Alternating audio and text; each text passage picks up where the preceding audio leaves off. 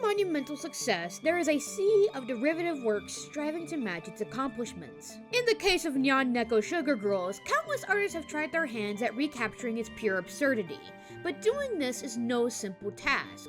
It's one thing to create something inspired by what you love, but developing something special, something unique, is on a whole other level. And thus, I began hunting for a worthy successor, a Nyan Neko Sugar clone to rule above them all. You better stop, because I don't like to play nice. I'll cook you like Chinese cooked fried rice. Hitoshi, straight from... My name's Nyan Neko, and today I'll be introducing you to the strange world of Nyan Neko Sugar Clones. The sheer impact this series has had on internet animation cannot be understated, because even 14 years after its release, you'll still find plenty of creators inspired by this monolith. But what I want to know is, are any of these series good? Like I mentioned in my Danny Smoke video, for as crude as these series may seem, it takes a good bit of thought and creativity to make them worthwhile. Simply drawing up a few jank anime characters and plopping them down in some cookie-cutter plot isn't enough to keep fans invested. This requires finesse, an intense knowledge of comedic timing and eccentric writing. So, without further ado, let's examine today's subjects to determine their merits. I guess I better go ahead and take me and my pimpin' ass ride back to the city. Don't want to keep my sweet Chinese honey of a boss waiting. When I began this quest for a Nyan Neko Sugar Girl successor, I started by watching a series called Highe Sweet and Sour Boys. Looking back on this, I'm not actually sure how I found the series, but I do recall hearing that it was essentially the gender-bent version of Nyan Neko Sugar Girls. And on first glance, that's exactly what Highe was. Episode 1's plot bears a striking resemblance to its predecessor, and the character dynamics are no different either. Two close friends, Gasu and Tuzai, share some lunch together before encountering a handsome flirt, Kasaki, who sweeps the protagonist off their feet. This is identical to the plot of Nyan Neko Sugar Girls' first episode, and aside from the awkward pineapples, there's nothing to separate the two. But don't let this deceive you, because for as rough of a beginning as it may have, there's so much more to Highe Sweet and Sour Boys. Each episode is a stark improvement from the last, and by the Halloween special, it's carved out its own unique identity, separate from its inspiration. Deli-chan asked if Iris could cater, and so I rose to the occasion, because I just love it when a girl is multicultural. Yeah. Roar.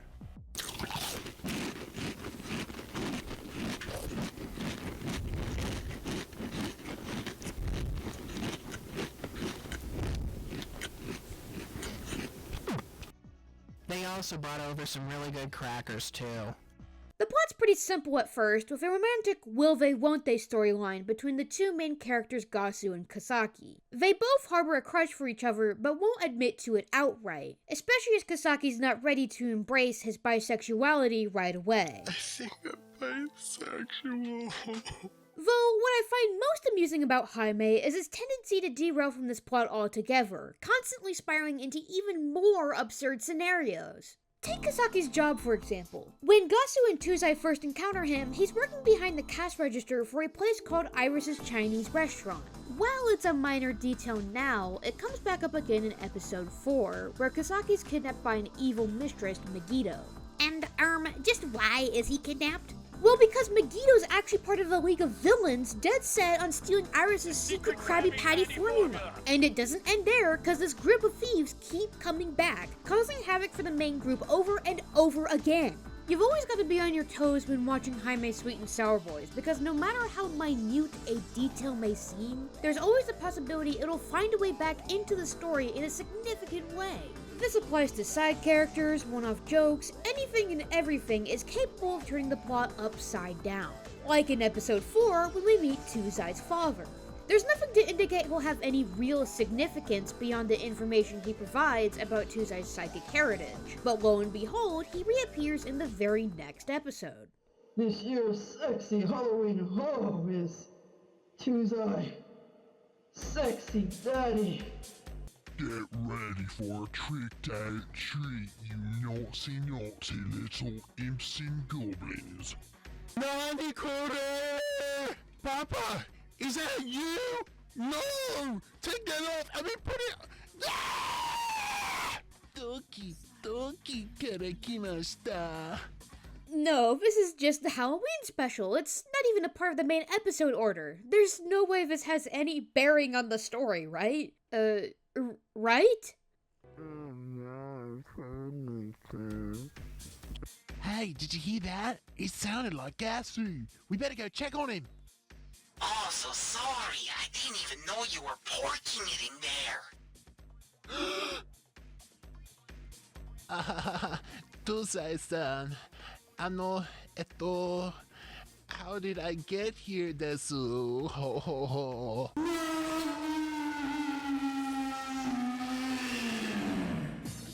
This changes everything! Because now, instead of the will they won't they plot, we have this entirely new storyline with Gasu dating his best friend's dad! Oh, hell no, man. What the fuck, man? And while it's unclear if Kisaki knows about Gasu's new relationship, it seems he still harbors a huge crush for his friend.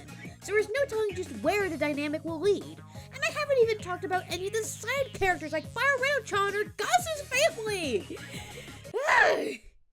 Highe Sweet and Sour Boys is, simply put, a trip unlike any other. Watching the series will change you, and whether that's positive or negative, I really can't tell. But you should definitely risk it, because there's so many laughably insane moments here. It's genuinely a diamond in the rough. Comparatively speaking, I rank this series extremely high amongst Nyan Neko Sugar Clones, right next to the infamous legend of Danny Smoke in Furryland. It's not perfect, and the series struggled to find its footing until the latter half of its run. But as long as you can look past the first few episodes, Highe makes for such a delectable treat to watch. You're 1 second late. That's truly unacceptable. Now you just sit next to that girl over there. Very soon after I found Highe Sweet and Sour Boys, I stumbled upon My Super Sugoi Senpai while I was looking around on TikTok. While this is its primary platform, the series is actually shot horizontally, making it best suited for YouTube. And surely enough, episodes are posted to both of these sites, though its TikTok counterpart is drastically more popular, netting over 2 million views on its first video. So with that much attention, this has gotta be a banger, right?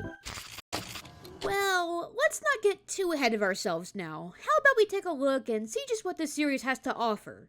Beginning with episode 1, you'll notice right away just what sets Sugoi Senpai apart from the competition. A Yuri coupling. Oh my god! Even amongst industry anime, it's particularly rare to find lesbian love stories, and the same applies to Nyan Neko Sugar Clones. These parody series typically feature heterosexual or male homosexual couples as part of their main plots, but never any romance between two women. So I knew right away that I had to include this series in my video.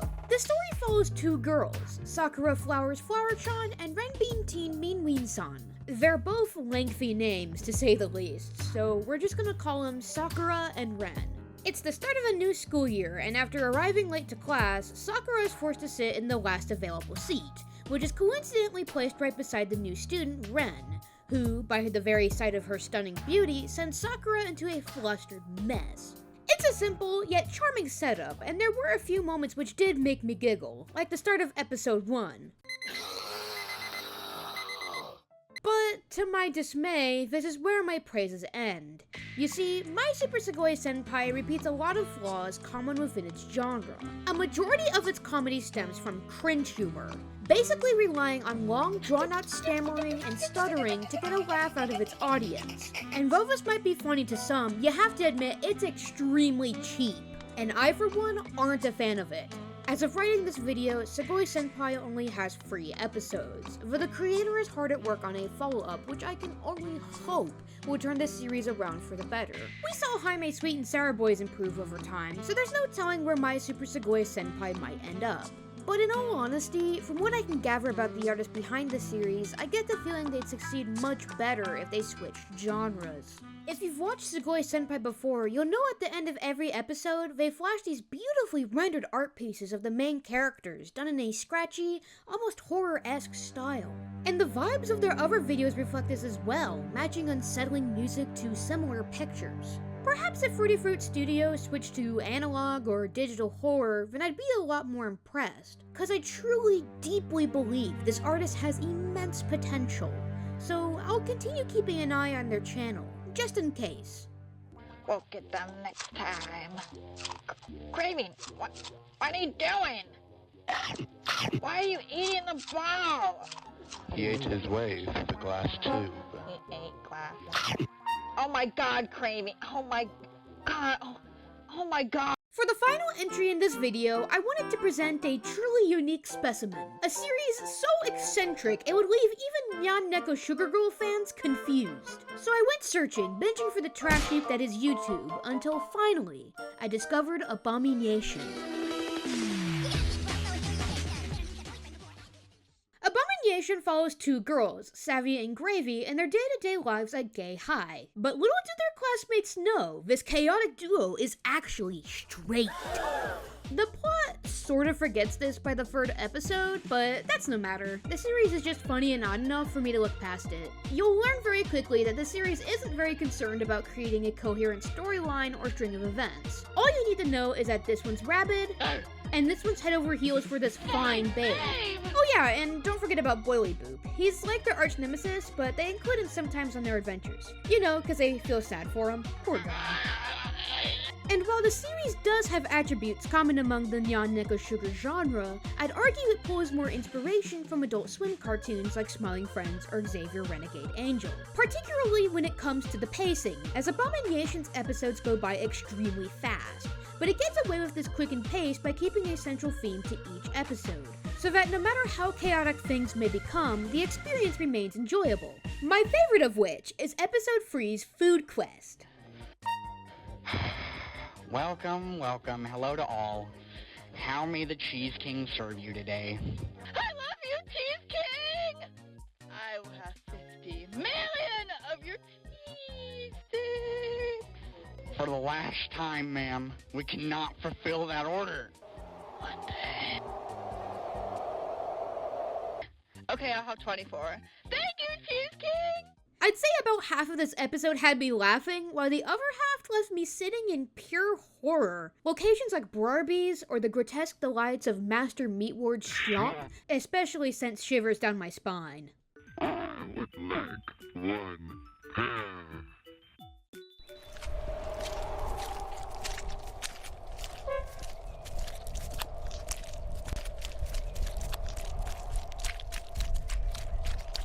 And what's most intriguing to me about Abomination is its utilization of mixed media. You'll find toys, sock puppets, live action segments. There's so much packed into every episode, I can't help but adore it. Everything serves to perfectly enhance the unsettling nature of the show, creating a memorable atmosphere which will surely follow you into your nightmares.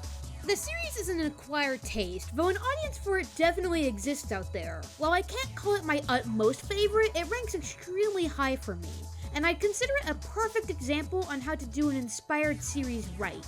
The one thing that really separates Abomination from the rest of the pack is its confidence to stand on its own.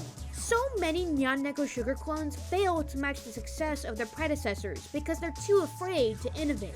And it's due to this fear which forces them to constantly regurgitate the same jokes, the same scenarios, hoping they'll strike gold somehow. But it's courageous series like Abomination which really impress me, because they make a point to be unique, to create something new, even if it means alienating itself from a bigger audience. So, I commend the creator, Tony Gremlin, for their quirky approach when making this series, because it really was awe-inspiring. For as strange and absurd of a genre as this is, I will forever hold these series in high regards. So many of them come from small friend groups, and it warms my heart each time I watch them. The loving embrace of friendship and childlike amusement is apparent in each of the entries I spoke of today. And it's these projects which memorialize the time these creators spent together. So no matter how good or bad they may be, I was glad to witness the product of their use. Cause gosh darn it, they're just plain fun to watch.